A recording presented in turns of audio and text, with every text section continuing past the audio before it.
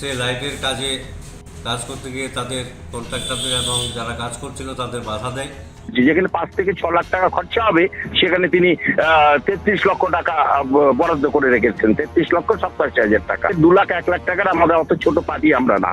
সরকারি street light বসানোর কাজ ঘিরে চাঁদাবাজির অভিযোগে উত্তাল হরিরামপুর। ঠিকাদার সংস্থার কর্মীদের কাছ থেকে মোটা অঙ্কের টাকা দাবি করার অভিযোগে থানায় লিখিত অভিযোগ দায়ের করা হয়েছে, যা ঘিরে শুরু হয়েছে রাজনৈতিক তরজা। অভিযোগ অনুযায়ী গত রবিবার হরিরামপুর হাসপাতাল সংলগ্ন এলাকায় স্ট্রিট লাইট বসানোর কাজ চলাকালীন হঠাৎই একদল দুষ্কৃতী সেখানে উপস্থিত হয়।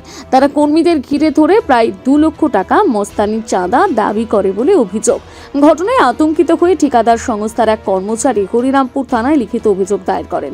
অভিযোগে কংগ্রেস নেতা শুভাশিস পাল ওরফে সোনা পাল সহ মোট 12 জনের নাম উল্লেখ করা হয়েছে।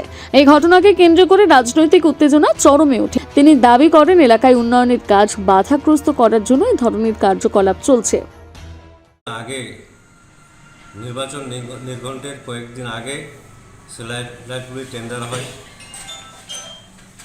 লাইটগুলি মেরামতের কাজ নির্বাচন নির্ঘণ্টের আগে কাজ শুরু হয়।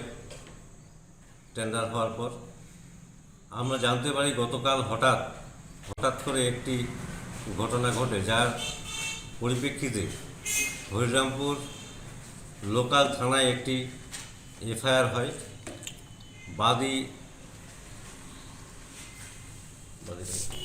বাদী হচ্ছে অমিত বিশ্বাস, বয়স আনুমানিক 40, পিতা মৃত অনিল বিশ্বাস, গ্রাম রঘুনাথপুর মন্দির পাড়া, থানা বালুঘাট, জেলা দক্ষিণ দিনাজপুর।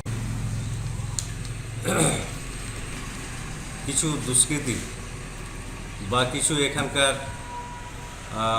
ঘুষপেটিয়া মানুষ সে লাইটের কাজে কাজ করতে গিয়ে তাদের কন্ট্রাক্টরদের এবং যারা কাজ করছিল তাদের বাধা দেয়। বাধা দেওয়ার পরিপ্রেক্ষিতে এই এফআইআরটি হয়। 10 জনের নামে এফআইআর হয়। অন্যদিকে সমস্ত অভিযোগ অস্বীকার করে কংগ্রেস নেতা শুভাশিস পাল ওরফে সোনা পাল পাল্টা প্রশ্ন তোলেন প্রকল্পের আর্থিক স্বচ্ছতা নিয়ে। তার দাবি, প্রায় 33 লক্ষ টাকার এই স্ট্রিট লাইট প্রকল্প বাস্তবায়নে খরচ হওয়ার কথা মাত্র 5 থেকে 6 লক্ষ টাকা। বাকি অর্থ কোথায় যাচ্ছে তা নিয়ে আগেই প্রশ্ন তুলেছিল কংগ্রেস। সেই কারণে তাদের বিরুদ্ধে মিথ্যে অভিযোগ আনা হচ্ছে বলে দাবি তার। পাশাপাশি তিনি এই পুরো ঘটনার নিরপেক্ষ তদন্তে দাবি জানিয়েছেন। প্রথম কথা হলো কাজটার ভ্যালুয়েশন হচ্ছে 33,87,000 টাকা। আমরা মুভমেন্ট করছি যে এই টাকাটা হলো তার মধ্যে 25 থেকে 27 লক্ষ টাকা চুরি হবে। হ্যাঁ, চুরি হবে, কারণ ওই কাজ কমপ্লিট করতে 5 থেকে 6 লাখ টাকা হয়তো সর্বোচ্চ খরচ হতে পারে। তাহলে অতিরিক্ত এই টাকাটা যাচ্ছে কোথায়, এর জন্য তদন্ত করা প্রয়োজন।